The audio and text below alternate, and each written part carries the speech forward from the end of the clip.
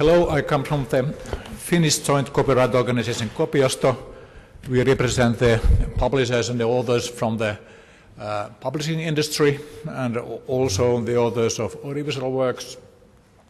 We license both the photocopying and digital copying in most places of the Finnish society, including libraries. We also license the use of collection of the press material, all press material to publishers.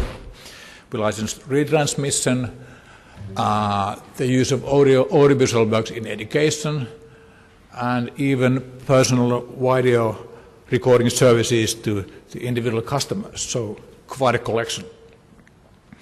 In my presentation here, I thought to a little bit describe the way how we can close the gap between the actual use of works and then the future licensing schemes.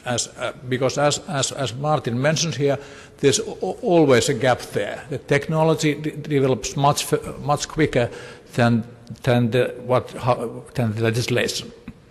So what has taken place? How that this gone and happened in regarding some of the license schemes we have been handling?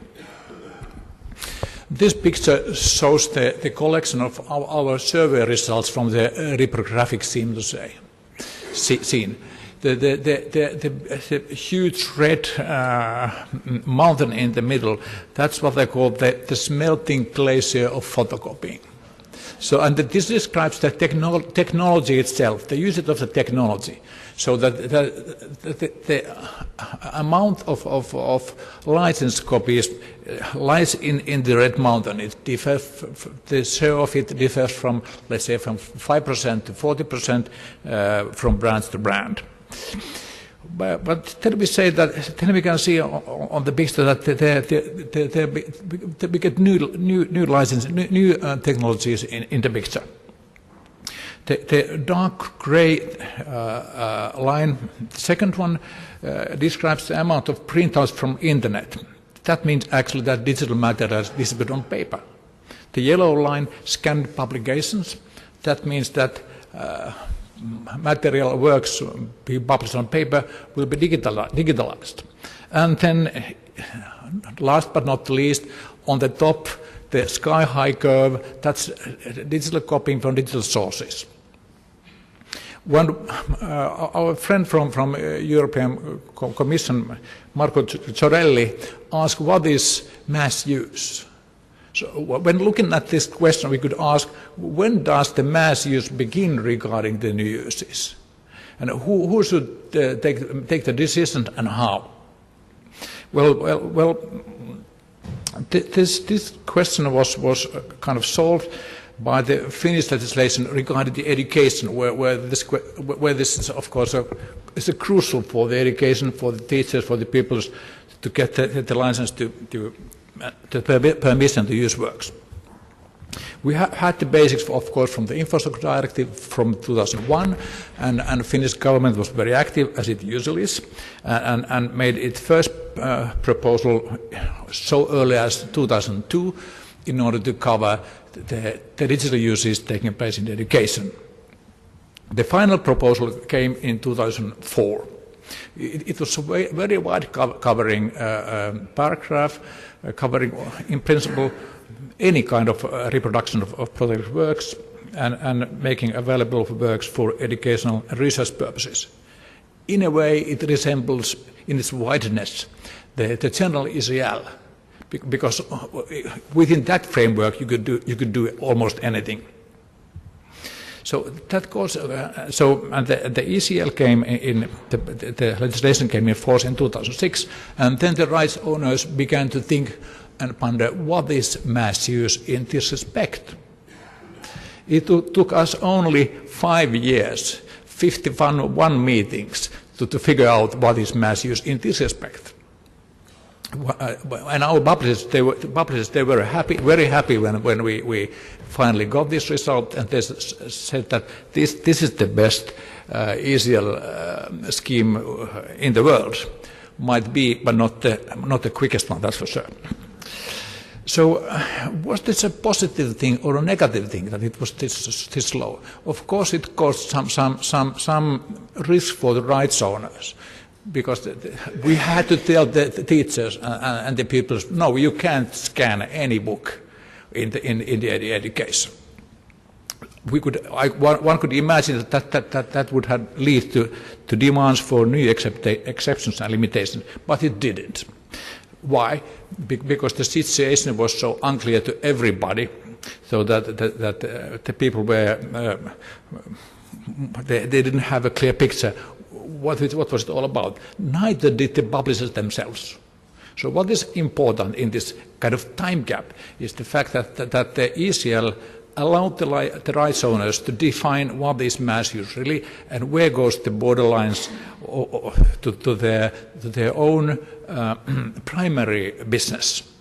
As it's self-evident that the question what the publishers do by themselves must be first solved, and only after that we can begin to license.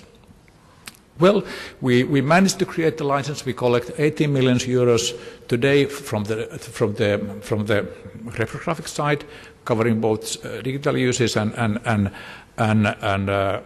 photocopying. There's a license override in the meaning that if the publisher licenses something directly, we don't have anything to do with that. And we even managed to widen the scope of the education in the meaning that we license some of the text and data mining activities, both regarding old material digitized by the libraries and then new material from internet. So that the scope of the very useful kind of basic educational license is so wide that you can really do quite many things with that one. But my point here is that it's extremely important that the licensing scheme and the procedure gives room to the rights owners to figure out and decide what is mass use and what is not, what is primary business, what is not, because we don't know it in advance. Nobody knew how this picture would look like before we saw it in reality. And that is one of the core questions here, and that is why we probably need a general ECL. Then I have another example from the audiovisual field.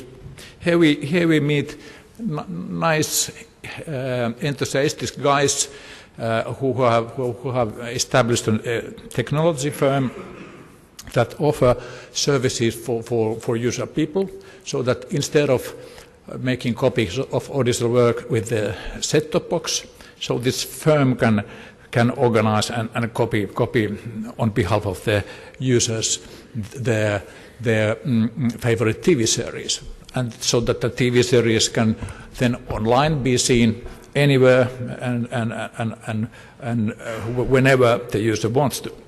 The only problem was that from legal point of view, this has nothing to do with private copying. This is making available works and it's video on demand services. But the idea was so good that also the big telecom companies in Finland, they got interested, and they began same type of services. So that it became a wide phenomenon in Finland.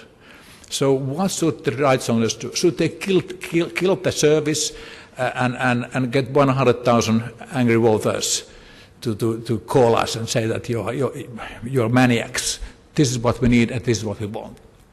Well, the Finnish rights owners were kind of clever enough to begin together the broadcasters, the producers, the music societies, audiovisual rights owners, to begin to negotiate about the licensing model. And it didn't take long, of course. We get the new paragraph in 2015, only 8 years after the beginning of the service. Now we are licensing it effectively, and we collect around about 10 million euros yearly.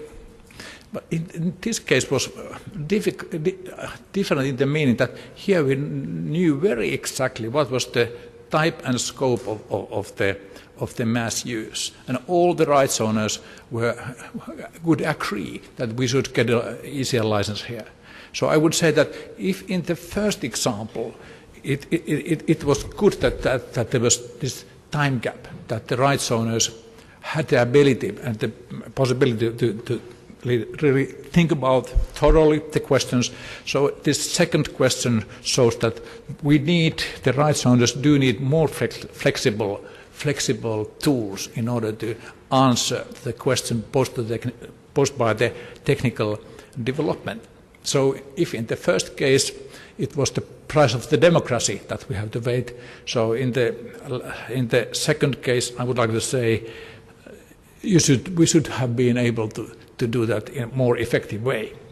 Nevertheless, the results are good, but we can't always be happy with the procedure. Thank you.